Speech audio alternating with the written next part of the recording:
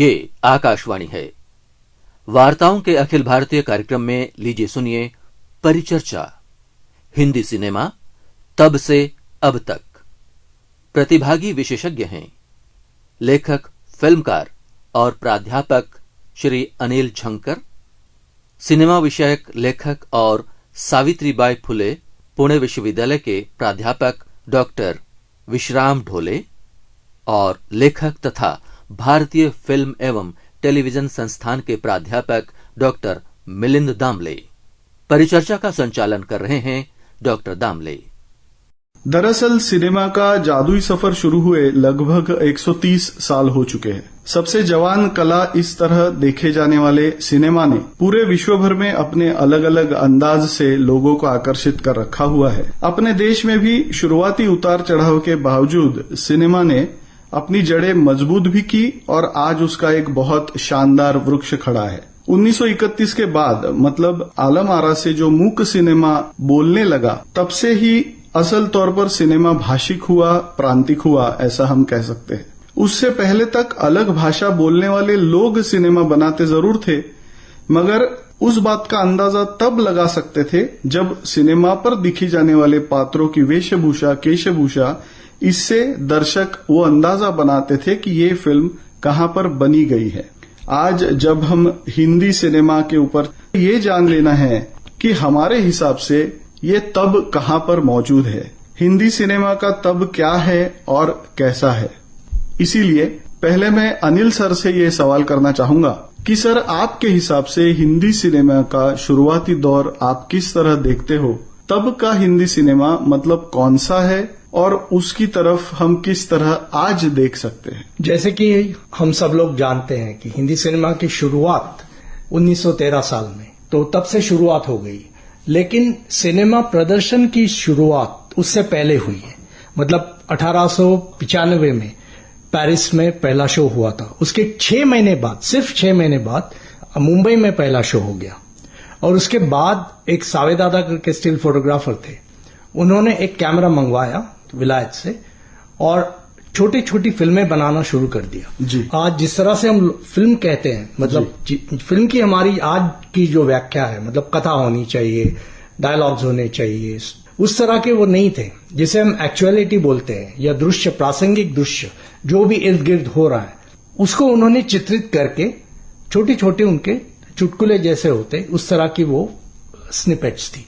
ये दौर चलता रहा और 1910 या 11 साल में जब लाइफ ऑफ क्राइस्ट नाम की फिल्म दादा साहब फाल्के ने देखी, तो उससे वो काफी प्रभावित हो गए और फिर एक तरह का जुनून उन पर सवार हो गया। बिल्कुल कि मैं भी फिल्म बनाऊंगा और इस इंडस्ट्री की नींव मैं हिंदुस्तान में डालूंगा। और उसके बाद उन्होंने जो अथक परिश्रम किए, तो उसका तो कोई जवाब ही नहीं है। और उन्हीं की वजह से जो बुनियाद हिंदी फिल्मों की है वो उन्होंने डाली, उसका श्रेय हम उन्हीं को देना चाहिए। बिल्कुल। और वहां से जो शुरुआत हो गई, फिर और लोग भी उनके साथ जुड़ते गए और 3 स्टेजेस हमारे रहे। अभी चौथा 21st सेंचुरी में आ गया है, लेकिन पहले जो 3 स्टेजेस थे economic industry, organisation of film industry के जो इकोनॉमिक तरीके थे, वो 3 थे। एक तो पहले दादा साहब फाल्के का जमाना था, इनके जैसे जिसे इंडिविजुअल एंटरप्रेन्योर बोलते हैं, उस तरह के लोग आए। मतलब एक सिनेमा बनाया, फिर जो पैसे रहे या और किसी से मतलब धन ले लिया, फिर दूसरी बनाई, ऐसा। दूसरा उसके बाद दौर जो शुरू हो गया, जो कंपनियां बनना शुरू हो गई या स्टूडियोज बनना शुरू हो गए। और फिल्म स्टूडियोज को उस जमाने में कारखाना कहा करते थे। तो वो क्योंकि 9 से 5 हर रोज लोग काम पे जाते थे। और तीसरा दौर स्टूडियो सिस्टम का साउंड के बाद शुरू हो गया। और जब दूसरा महायुद्ध अपने चरम सीमा पर पहुंचा था, तब स्टूडियो सिस्टम काफी हावी था, वो धीरे धीरे घटता गया और स्टार सिस्टम की शुरुआत वहां से हो गई। और वो दौर आज तक चल रहा है, जिसमें अभी OTT वगैरह प्लेटफॉर्म वो तो बाद में आए निकल। तो ये इस तरह का एक बहुत बड़ा स्पैन हमारे सामने है। जी सर, बिल्कुल सर। डॉक्टर ढोले जी, मैं अब आपसे ये जानना चाहूंगा, जैसे दादा साहब फाल्के जी का जब नाम आता है तो उनके साथ फाल्के स्टूडियोज ये भी एक हैसियत काफी समय तक थी। और उस जमाने के कई सारे स्टूडियोज अपनी अपनी प्रांतिक भाषा के साथ साथ हिंदी सिनेमा भी बनाते थे। अगर आज हम जैसे आकाशवाणी पुणे पर यहाँ बात कर रहे हैं, तो यहाँ का एक बहुत मशहूर और बहुत महत्वपूर्ण स्टूडियो था जो था प्रभात स्टूडियो। तो प्रभात फिल्म कंपनी ने भी अपनी मराठी फिल्मों के साथ साथ हिंदी नाम रखकर वही फिल्म हिंदी में भी बनाई।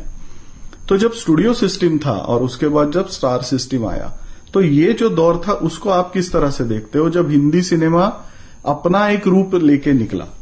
एक तरह से इसे कहा जाए कि बहुत बड़ा स्थित्यंतर था जब स्टूडियो से लेके, जैसे अभी झनकर सर ने कहा कि स्टार सिस्टम आई, वो एक तरह से देखा जाए तो इकोनॉमिक एस्पेक्ट भी था और एक तरह से हमारा कल्चरल एस्पेक्ट भी था उसमें। जैसे कि स्टूडियो सिस्टम कुछ हद के बाद धीरे धीरे उसमें प्रॉब्लम्स आते गए, क्योंकि जिसको फंडिंग करने वाली व्यवस्था थी वो कम होती गई, खास करके दूसरे महायुद्ध के परिणाम स्वरूप। तो इसलिए जिसे हम आज की परिभाषा में अंग्रेजी में कहेंगे कि मर्केंटाइल कैपिटल, जैसे छोटे छोटे उद्योगों से निकला हुआ धन जो है, पूंजी जो है, वो उसमें लगाते थे और उससे फिल्में निकलनी। मेरे ख्याल से स्टार सिस्टम जो हमारे यहाँ आ गई, उसका एक कारण ये भी था कि जैसे मर्केंटाइल कैपिटल आ गया, किसी एक इंडिविजुअल का कैपिटल आते गया जेब से या किसी प्रोड्यूसर की जेब से पैसे ला रहा है, तो उसमें रिस्क बढ़ती गई और ये रिस्क कम करने के कई सारे उपाय आते गए। और उसमें से एक उपाय था, क्योंकि फिल्म बनाना और फिल्म चलाना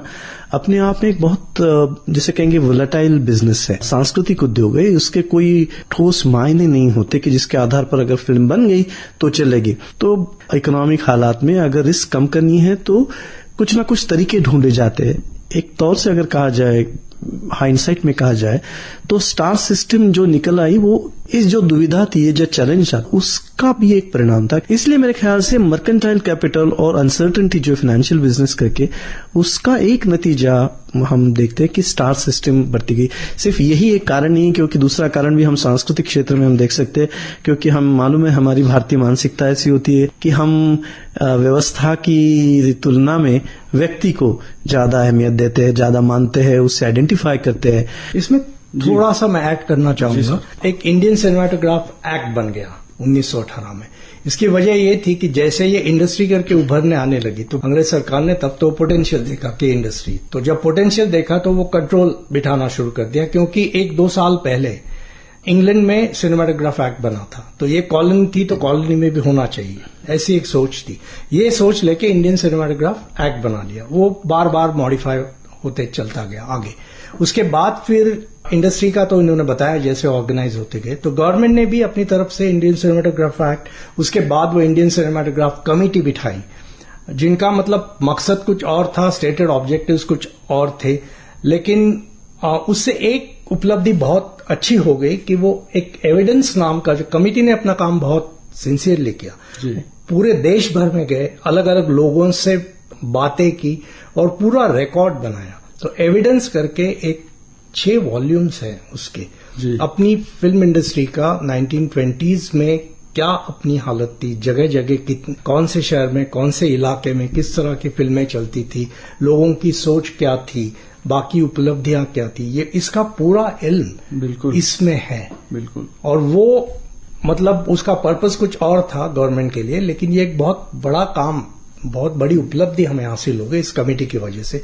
ये भी चीजों को हमें गौर करना चाहिए। और उसके सामने दादा साहब फाल्के से लेकर बहुत सारे लोग आए थे, और दादा साहब फाल्के ने तब एक सुझाव दिया था कि एक कोई नेशनल इंस्टीट्यूट होनी चाहिए जो लोगों को फिल्म बनाने के बारे में, फिल्म आर्ट के बारे में, उसके बारे में बता दे। जी, काफी पुरानी बार, बहुत महत्वपूर्ण बात है। दरअसल आपने अभी जिस चीज का जिक्र किया सर, ब्रिटिश रूल का, तो उसको कहीं ना कहीं हमारे फिल्म निर्माताओं ने, फिल्म बनाने वालों ने अपने अपने फिल्म के जरिए एक हिडन मैसेज भी जिसको कहा जाए, सेंसर होने के बावजूद हमारे फिल्मकारों ने ये बात का ख्याल रखा, ध्यान रखा कि लोगों को समझ में तो आए कि ये कहना क्या चाह रहे हैं, मगर पर्दे पर कुछ और दिख रहा है। प्रभात की गोपाल कृष्ण का भी हम एक उदाहरण के तौर पे इस चीज को ले सकते हैं। बहरहाल अभी जो हम बात कर रहे थे, जो एक ट्रांसफॉर्मेशन स्टूडियो से लेकर स्टार की तरफ हुआ, उसमें एक बहुत बड़ा स्टार सिनेमा जब बोलने लगा उसके बाद उभरा, और उसका एक बहुत बड़ा पाड़ा अब हम देख सकते हैं 1932 में बनी फिल्म इंद्रसभा में, जिसमें कुल 72 गाने थे। और हिंदी सिनेमा गीत संगीत को लेकर आगे बढ़ने लगा। एक्चुअली एक तरह से हम ये भी कह सकते हैं कि गाने एक कमर्शियल इंजन बन गए हिंदी सिनेमा का, कि जो हिंदी सिनेमा को आगे ले जा सके। तो मैं आपको उस दिशा में थोड़ा रुख कराना आप चाह रहा हूं कि हम जिसको कहते हैं कि गाने तब भी थे, आज भी है, और बीच में गोल्डन इरा से गुजरते हुए आगे बढ़े हैं। तो ये हिंदी सिनेमा को आगे रखने के लिए, एक अभिनेता को एक स्टार में बदलने में हिंदी सिनेमा के गानों का किस तरह हाथ लगा, उसमें इस बात पर थोड़ा हम अब बात जरूर सर। मैं तो कहूंगा कि ये तो है ही कि स्टार सिस्टम के उभरने में या स्टार कोई एक अभिनेता का स्टार बनने में उनके ऊपर चित्रित गई गानों का बहुत बड़ा योगदान रहा है। मैं नहीं समझता हूँ दुनिया की किसी भी चित्रपट सृष्टि में, किसी भी सिनेमा सृष्टि में गानों का इतना अभिन्न तरीके से और इतने साल तक और इतनी विविधता से इस्तेमाल किया गया, ऐसा कोई दूसरा उदाहरण भारतीय चित्रपटों के अलावा मुझे मालूम नहीं है। नहीं, दुनिया में कहीं नहीं है। एक तरह से देखा जाए तो ये हमारी फिल्मों की, खास करके मेन स्ट्रीम फिल्मों की आइडेंटिटी रही है। और जैसे कि आपने उसका जिक्र किया है कि ये आइडेंटिटी तो जिस तरह से हम देखते हैं कि सिनेमा की कथा का तो हिस्सा है ही है, लेकिन बहुत पहले से हमारी चित्रकर्मियों को ये पता था कि गानों का इस्तेमाल सिनेमा के प्रमोशन के लिए किया जा सकता है। और अगर देखा जाए तो गानों की जो वैल्यू है, लाइफ है, वो दो जिंदगियां होती है हिंदी पिक्चर के गानों की। एक जिंदगी होती है जो फिल्मों में होती है, जो दिखती है, लेकिन उससे पहले और उससे कई बाद गानों की एक जिंदगी चलती रहती है जो बाहर कैसेट्स में हो, सीडी में हो या डिस्क में हो, चलती रहती है। तो एक तरह से पर्दे पर और पर्दे के बाहर गानों ने हिंदी चित्रपट सृष्टि को एक बहुत ही बड़ी पहचान दी और चित्रपटों को या सिनेमा को पॉपुलर करने में एक बहुत बड़ा योगदान दिया, इकोनॉमिकली और उनके जीवन से जुड़ने का।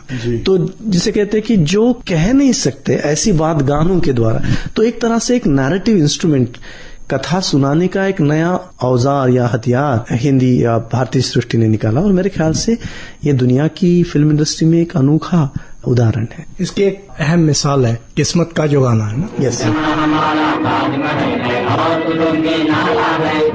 हमारे मंदिर मस्जिद सिखों का गुरुद्वारा है, जहाँ हमारे मंदिर मस्जिद सिखों का गुरुद्वारा है, धरती पर कदम बढ़ाना अत्याचार तुम्हारा है, अत्याचार तुम्हारा है, दुनिया वालों हिंदुस्तान हमारा है। जब क्विट इंडिया मूवमेंट चल रहा था और तब उस बात जो आए थे और उन्होंने आगे लफ्ज जो है उसके जर्मन हो या जापान, मतलब ये बहुत क्लेवरली किया हुआ है कि ब्रिटेन का नाम नहीं करेगा उसमें। तो इस तरह के बहुत सारे मिसाल है। और इसमें एक ये है कि फिल्मों की जड़ें जो है वो हमारी थिएटर में है और हमारा थिएटर ही हमेशा म्यूजिक से जुड़ा हुआ है। जब तक यूरोपियन थिएटर यहाँ पर नहीं आया था तब तक जिसे हम बिना संगीत का थिएटर हिंदुस्तान में कभी था ही नहीं जी। तो ये साइलेंट सिनेमा में ये नहीं ला सकते थे गाने वगैरह, लेकिन जैसे साउंड आ गया और इसीलिए आप देखते हैं कि पूरी फ्लावरिंग एक तरह से हो गई 1930s में।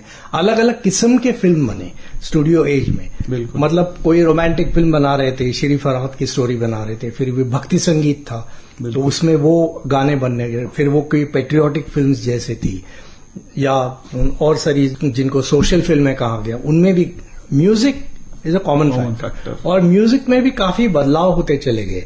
जैसे शुरू में आप प्रभात की वजह आप महाराष्ट्र में बनी जो फिल्में देखते हैं तो उसमें काफी नाट्य संगीत जिसे कहते हैं स्टेज, बिल्कुल उसका काफी उस पे है। फिर 1940s में पंजाबी डायरेक्टर जैसे आ गए। फिर इंडस्ट्री में कंपोजर अरेंजर्स नहीं थे। जब सम ऑफ द गोवंस आए कंपोजिशंस में अरेंजर्स और इन लोगों ने बहुत बड़ा उन्होंने योगदान, ऑर्केस्ट्रा जिस तरह से इन लोगों ने बिठा दिया तो उस पे काफी अहम लोग थे जिसमें जैसे एंथनी गोंजाल्विस थे या कैसी लॉर्ड वगैरह, बहुत सारे लोग, इनॉक डैनियल्स, इन लोगों का भी उसमें काफी योगदान रहा है। बिल्कुल। तो सर देव साहब का अभी जिक्र निकला है, जो नवकेतन के जरिए उन्होंने काफी लंबे समय तक अपने गानों की वजह से फिल्में और एक बहुत बड़ा एक उनका जिसे हम इम्पैक्ट कह सकते हैं या मुद्रा कह सकते हो फिल्म पर दिखती रही। तो दिलीप साहब, देव साहब और राज साहब, ये तीन लोगों ने काफी समय तक हिंदी फिल्म इंडस्ट्री पे एक तरह से कहे कि उनका अमल रहा। तो उनमें से दो तो खुद प्रोड्यूसर्स थे और उन्होंने शायद अपने तरीके से फिल्मों का गानों का इस्तेमाल करते रहे। तो ये जो दौर था जिसको गोल्डन ईरा बोला जा सकता है, कहा जा सकता है, जो कि करीब करीब 70 तक अच्छे अच्छे गाने और मेलोडियस गाने आते रहे 80s तक, और उसके बाद फिर इलेक्ट्रॉनिक इंस्ट्रूमेंट्स और म्यूजिक में एक बदलाव आया। जी। जैसे अभी अनिल सर ने कहा कि पंजाबी जो म्यूजिशियंस थे या म्यूजिक डायरेक्टर्स थे, तो वहां के इंस्ट्रूमेंट का प्रभाव होता था। एस.डी. बर्मन साहब के गानों में एक बाउल का, एक बंगाली एक कल्चर दिखता था। तो सडनली फॉरेन इंस्ट्रूमेंट्स के आने की वजह से या इलेक्ट्रॉनिक इंस्ट्रूमेंट्स के आने की वजह से या अदरवाइज भी, आपको क्या लगता है कि हिंदी सिनेमा में ये गानों का एक तरह से रिपीटेशन ऑफ नोट्स या रिपीटेशन ऑफ आइडिया ये चलने लगा, और कहीं ना कहीं तब तक टीवी आ चुका था। बिल्कुल। तो ये टेलीविजन का इम्पैक्ट, या किस तरह से आप ये पीरियड को देखते हो जब 83 के बाद कलर टीवी? नहीं, 83 तो बहुत आगे की बात थी। 50s की सिनेमा पे थोड़ा गौर करना जी। जिसे आप गोल्डन एज कह रहे थे, वो गोल्डन एज इसलिए निकला कि ना तो सिर्फ म्यूजिक की तरफ से, उसके गाने आजकल भी बहुत पॉपुलर है, हर रोज मतलब सुनने में आते हैं, लेकिन उसमें सिनेमा का नेचर बदला, और वो पोस्ट इंडिपेंडेंस जो डिकेड था वो बहुत उसकी अहमियत है कि जैसे मैंने पहले बात की कि प्रभात की या उस तरह की भक्ति वगैरह जो फिल्में बन रही थी, अभी तो नवनिर्माण की तरफ काफी फिल्मों का देते हैं, तो आपको नई उसमें थीम्स मिलेंगी। बिल्कुल। जैसे शहर और गांव, या एक जिसे हम कहते हैं कि आम आदमी, बिल्कुल, या उसका गौरव, युवाओं का तो बहुत सारा, और शहर में आते हुए लोग, इसकी सारी समस्याएं कुछ है, मतलब जैसे सुजाता, बंदिनी, इन लोगों की जो, तो उनमें ये सारा नजर आया, तो उससे उसका माहौल बदला, अलग अलग किस्म के स्टार आए, फिर म्यूजिक बदला। बिल्कुल। भक्ति संगीत तो उससे जेता, और उस 47 से 16 में हिस्टोरिकल फिल्म चली नहीं, क्योंकि हिस्टोरिकल फिल्म जैसे सिकंदर वगैरह सोहराब मोदी की जो बहुत फेमस हुई थी, वो तो एक पेट्रियोटिक थी। बिल्कुल। कि जब सिकंदर और पौरस जब सिकंदर को बताता है तो लोगों को सबटेक्स्ट उसकी नजर आती थी, सब समझ आती थी कि मतलब ये किससे कहा जा रहा है, और सेंसॉर्स कुछ नहीं कर सकते थे उसको। तो ये इस तरह की जो फिल्में थी, तो उसका दौर अभी हट गया।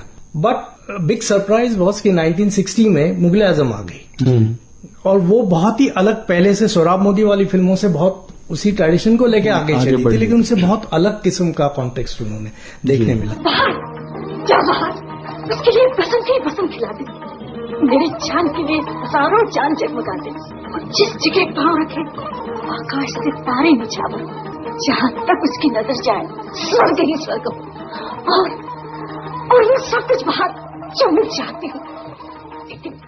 तो ये भी चलता रहा, और 60s में जब कलर आ गया तो फिर आउटडोर लोकेशंस अहमियत, स्टोरी थोड़ी सी वीक हो गई, फिर वो रोमांटिक हीरोज आ गए जैसे आपको बहुत सारे मिलते हैं। तो स्टार्स या म्यूजिक को हमें अलग से नहीं देखना है, एक धरोहर जिस तरह से है, सो जिस तरह से बाहर की चीजें बदलती है उसका एक पूरा असर फिल्म इंडस्ट्री पे होता है। जिस तरह की ऑडियंस नहीं आती है, जिस तरह की फिर स्टोरीज, अभी टेक्निकल कुछ उनके जैसे पहलू होते हैं, जैसे कलर आ गया तो फिर Ooty, Kashmir suddenly became very popular locations, तो उस तरह से आगे बात चली। और 70s में फिर रोमांटिसिज्म का एक तरह से धीरे धीरे अस्त होने लगा, जो राजेश खन्ना जो बहुत ऊपर के स्थान पे थे, पीक पे थे, उसके बाद किसी को ये भी पता नहीं था कि 2-4 साल में अमिताभ बच्चन जैसे कोई आदमी यहाँ पर उभरेंगे, और बहुत ही अलग किस्म से, जैसे पहले फिल्मों में हमें उन्हें देखा है कि आनंद में, तब तो किसी को अंदाजा नहीं था कि आगे चल के ये जंजीर या दीवार में जिस तरह से उभरेंगे।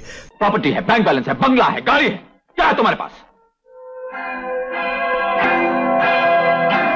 मेरे पास माँ है। तो ये सिनेमा बहुत चेंज होता रहा, लेकिन ये दौर फिर मल्टी स्टारर का दौर आया। फिर 80s में ये दौर भी खत्म होने लगा, क्योंकि 80s में वीडियो आ गया, तो लोगों को अभी ऑल्टरनेटिव मिला, घर में वीडियो कैसेट सस्ते मिलने लगे, तो लोगों ने देखना, फिर थिएटर्स बंद होना शुरू हो गए, तो एक तरह से कंफ्यूजन थी। और दूसरी तरफ नहीं भूलना चाहिए कि 1955 से पथेर पांचाली या पैरेलल सिनेमा जिसे कहते हैं, वो एक पूरा स्ट्रीम ओपन हो गया, और उसकी ताकत तो रीजनल फिल्म्स जिसे हम कहते हैं उसमें ज्यादा थी, और लो बजट में लोगों को, और उससे अलग अलग किस्म के अभिनेता और अभिनेत्री आगे आई, जैसे कि और जो आज तक मौजूद है, जैसे कि शबाना आजमी, नसीरुद्दीन शाह, टॉम ऑल्टर, ओम पुरी, ऐसे बहुत सारे लोग थे जो स्टेज के लोग थे, अमरीश पुरी वगैरह जो जहां से आए थे। तो उन लोगों को अब वो एक बहुत बड़ा अच्छा कॉन्टेक्स्ट मिला, अलग किस्म की फिल्में आपको बनानी है तो अलग किस्म के एक्टर्स चाहिए। जैसे श्याम बेनेगल जी ने जो बहुत सारी फिल्में बनाई, तो नए नए एक्टर्स, नए नए फेसेस, नए थीम्स ये इंट्रोड्यूस होते गए। और नॉर्मली ऐसा कहा जाता है कि ये दोनों अलग स्ट्रीम्स है, इतने अलग नहीं है। एक का दूसरे पे काफी इन्फ्लुएंस होता रहा है। जैसे कि अभी 80s में हमने देखा है कि ये जो एक्टर्स है उन्होंने दोनों किस्म की फिल्मों में काम किया हुआ है। तो ये इसके आगे चल के लेकिन दौर बहुत खराब हो गया, क्योंकि 80s में कंफ्यूजन की दौर थी। दे ट्राइड एवरीथिंग, फिर बॉक्स ऑफिस में सारे फेल होने लगे, सारी फिल्में पीटने लगी। मतलब जो मल्टी स्टारर्स भी थे वो भी फिल्में, अभी अमिताभ बच्चन की फिल्में भी नहीं चलने लगी, उसके बावजूद तो एक बहुत सारा कंफ्यूजन था। 90s में बहुत बड़ा बदलाव आ गया। 90s में ये दुनिया भर में हुआ, ये सिर्फ हिंदुस्तान में नहीं हुआ, कि एक यंग जनरेशन पूरा थिएटर्स में आ गया। And majority of people all over the world सब जवान लोग थे 20 या उनसे, जिनको पास से लेने गए। तो अभी पुराने जो हीरोज थे वो आउटडेटेड हो गए उनके लिए। उनके लिए सिनेमा में जगह थी लेकिन नॉट एज हीरोज। तो तभी हम देखते हैं कि ये यंग फिनोमिनन, इनफॉर्मल इंटरेस्ट है, कॉलेज के लड़के लड़कियां लगती है। आप तक कभी तक नहीं देखा था कि आपने पहले की हिंदी हीरोइन की फिल्म एक स्कर्ट देख के या चश्मा पहन के लॉन्ग स्कर्ट्स वगैरह लिख के कॉलेज में आ गए। लेकिन वो उस तरह के कॉलेजेस जिस तरह के थे, जीन्स टी शर्ट्स वाले, तो उस तरह के भी स्टार्स अभी आने लगे। बिल्कुल। एक्चुअली 1987 के आसपास हम ये बदलाव देखने लग गए, जब शाहरुख, सलमान और आमिर के साथ साथ श्रीदेवी और माधुरी दीक्षित भी एज हीरो हुई और उन्होंने एक अपना दौर वहां पर देखा। मगर आज तक कहीं ना कहीं ये भी देखा जाता है कि उनका एग्जिस्टेंस अभी भी हमारे बीच में है। अब जब अनिल सर ये कह रहे थे कि जो चेंज आता गया, तो उसके बीच में एक बहुत बड़ा बदलाव आया जो कि मल्टीप्लेक्स की वजह से था। बिल्कुल। जिसमें इकोनॉमिक्स बदली। अभी तक जिन एग्जाम्पल्स पर हम बात कर रहे थे, तो एक एक्सेप्टेंस था फिल्म मेकर्स के बीच में, अलग अलग तरह के विषय, अलग अलग तरह की कथाएं लेकर वो आगे बढ़ते थे, फिल्में बनाते थे। मल्टीप्लेक्स के आने की वजह से और एक नया बदलाव हिंदी सिनेमा ने देखा, जो कि एक पॉपुलर फिल्म कल्चर का एक बहुत बड़ा पार्ट था और पॉपकॉर्न से जुड़ गया हिंदी सिनेमा कहीं ना कहीं। कई साल तक जो चाय और उसके साथ एसोसिएटेड था, तो एक तरह से ये भी बदलाव आया। और उसके बाद जब हम देखते हैं पोस्ट 2000 कि एक साथ कई लोग आ रहे हैं मगर कई लोग जा भी रहे हैं, काफी देर तक जिन्होंने चाहने वालों के दिलो दिमाग पर असर रखा हो और उनका एक बहुत बड़ा अपना एक फॉलोइंग रखा हो, ऐसे अब लोग कम दिखने लग गए। कैसे आप इसको देखते हैं? एक तो जैसे कि अभी अनिल सर ने भी कहा था कि 80 का जो दशक था वो कई सारे मामलों में बहुत अलग था, क्योंकि दूरदर्शन की पहली बार कंपटीशन आ गई और फिर 90 में हमारे यहाँ भारत में और दुनिया के काफी हिस्सों में एक नया दौर आया आर्थिक उदारता का। तो इससे भी काफी सारे बदलाव है, जिसे हम देख सकते हैं हमारे यहाँ जो हिंदी में खास करके DDLJ जैसी फिल्में बनी या फिर हम आपके कौन जैसी फिल्में बनेंगी, तो नई थीम उभर कर आई कि ये जो सारी उपभोक्ता की संस्कृति हमारे आ रही, जो नए चीजें सामने आ रही, उससे किस तरह से डील करें, व्यक्ति का उसमें क्या स्थान है। तो उस तरह से 90 के बाद फिल्में आई। ज्यादातर माध्यमों के बारे में हम बात करते तो वो शायद हम भूलते हैं कि कई बार हम किसी भी माध्यम, चाहे फिल्म हो या हम कंटेंट के बारे में बहुत बात करते हैं, वो तो ठीक ही है, वो लाजमी भी है, लेकिन कंटेंट के साथ साथ हम डिस्ट्रीब्यूशन के मोड्स जो होते हैं उसके बारे में भी बात करनी होती है। हम कई लोग कहते हैं कि कंटेंट इज द किंग, तो हाँ कंटेंट तो किंग है, लेकिन डिस्ट्रीब्यूशन कई बार किंग मेकर होता है। तो जिस तरह से आपने कहा कि मल्टीप्लेक्स आ गए, तो मल्टीप्लेक्स से डिस्ट्रीब्यूशन का और लोगों के देखने का तरीके बदल गए। जो हेट्रोजीनियस ऑडियंस थिएटर में आ सकती थी, इसलिए सारी लोगों को जैसे 2 रुपए की टिकट के साथ साथ 50 रुपए की टिकट सारे एक साथ बैठते थे और उन सारों को कैटर करने के लिए फिल्में बनाई जाती थी, इसलिए मसाला फिल्में हुआ करती थी, सबके हथेली पे कुछ न कुछ मिल जाता था। लेकिन जैसे मल्टीप्लेक्सेस आ गए और एक शहर के या समाज के एक बड़े तबके के लोगों के लिए अलग से थिएटर बनने लगी या वो देख रहे, तो एक अलग टाइप की फिल्में आ गई। तो इसलिए जो मेलोड्रामा मसाला वाला जो हमारा चलन था, जो काफी 50 से लेकर 90 तक चला, वो 2000 से कम होते गया। और उसी की वजह से आज के तारीख में ये है कि कोई आज ज्यादा दिन तक ज्यादा कोई स्टार बन नहीं सकता, चाहे सिर्फ फिल्मों में नहीं, आप कहीं पे भी देख लीजिए। अगर अंग्रेजी में कहा जाए तो 3 मिनट्स पॉपुलैरिटी का ये जमाना है।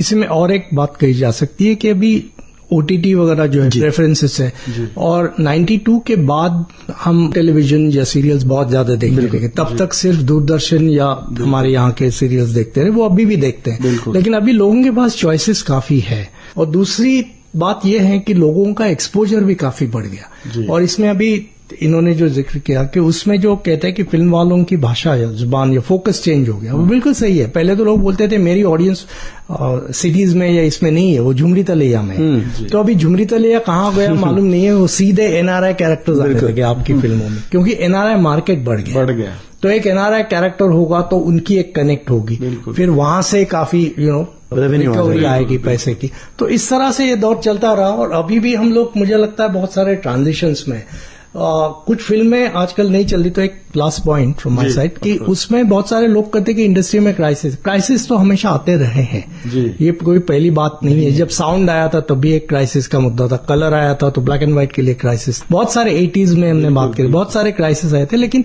इतनी रिसोर्सफुलनेस इसमें है, इतनी इलास्टिसिटी इस इंडस्ट्री में है, इतना दम है कि ये क्राइसिस से रास्ता ढूंढ निकलेंगे। जो मतलब आउटडेटेड है वो चीजें तो निकल जाएगी, निकल जानी चाहिए। जितनी जल्दी निकल जाए वो बेहतर है। तो उससे फिल्म मेकिंग अगर बदले, और वो तो बदलना तो पड़ेगा क्योंकि सर्वाइवल का मामला है। बिल्कुल सर, बिल्कुल। डॉक्टर ढोले, आपके कुछ क्लोजिंग रिमार्क्स के आगे हम किस तरह इसको देखें कि हिंदी सिनेमा का भविष्य किस कहां पर है? भविष्य के बारे में कहना तो मुश्किल है, किस तरह से फिल्में बनेंगी कहना मुश्किल, लेकिन मेरे ख्याल से आने वाली फिल्में या आज की फिल्में बहुत ज्यादा रियलिटी की तरफ, वो हमारा कहने का तरीका बदल गया है। हर एक वक्त की अपनी अपनी चॉइसेस होती है, अपनी अपनी एक डिमांड भी होती है, तो ये बदल जाएगा। तो रियलिटी वाली फिल्में आएगी OTT जैसे, और किस तरह से उसे पिक्चराइज किया जाए इसमें तरह ही आए। लेकिन हालांकि ये सारी चीजें बाहरी या अंदरी तौर से बदले या न बदले, लेकिन फिल्मों का भारतीय जनमानस के ऊपर का जो परिणाम है, प्रभाव है, वो लगातार और निरंतर बनता रहेगा। क्योंकि यही एक दो हमारे स्पेसेस है हमारे सार्वजनिक अवकाश में, जहां पे हम पूरी भारतीयता का अनुभव करते हैं। बिल्कुल। क्रिकेट एक दूसरी जगह है, रेलवे एक दूसरी जगह है, जहां पे हम, तो मेरे ख्याल से सिनेमा चाहे तब कैसे हो या अब कैसे हो, लेकिन सिनेमा ने जो हमें ये भारतीयता अनुभव करने का जो एक स्पेस दिया है, वो मेरे ख्याल से इतनी जल्दी नहीं बदलेगा। और अगर वो नहीं बदलता है तो हमारे लिए और भी अच्छी बात है। बहुत खूब, बहुत खूब। सिनेमा एक ऐसी चीज हो सकती है जो थिएटर में बैठे हर किसी शख्स को एक दूसरे के साथ बांधती है। एक चीज हम ये कहते हैं कि बदलाव कायम है, द चेंज इज कांस्टेंट। तो वैसी चीजें बदलती रहेंगी, नई चीजें आती रहेंगी, बिल्कुल। और तब से अब तक का ये सफर मेरे ख्याल से आगे भी निरंतर जारी रहेगा। आप सभी की तरफ से श्रोताओं को बहुत बहुत बधाई देता हूं, हार्दिक शुभकामनाएं देता हूं और आपसे इजाजत लेता हूं। शुक्रिया। हिंदी सिनेमा तब से अब तक, वार्ताओं के अखिल भारतीय कार्यक्रम में अभी आप ये परिचर्चा सुन रहे थे। प्रतिभागी विशेषज्ञ थे लेखक, फिल्मकार और प्राध्यापक श्री अनिल झंकर, सिनेमा विषयक लेखक और सावित्रीबाई फुले पुणे विश्वविद्यालय के प्राध्यापक डॉक्टर विश्राम ढोले और लेखक तथा भारतीय फिल्म एवं टेलीविजन संस्थान पुणे के प्राध्यापक डॉक्टर मिलिंद दामले। परिचर्चा का संचालन कर रहे थे डॉक्टर दामले। आकाशवाणी के पुणे केंद्र पर तैयार ये कार्यक्रम आकाशवाणी के दिल्ली केंद्र से प्रसारित किया गया।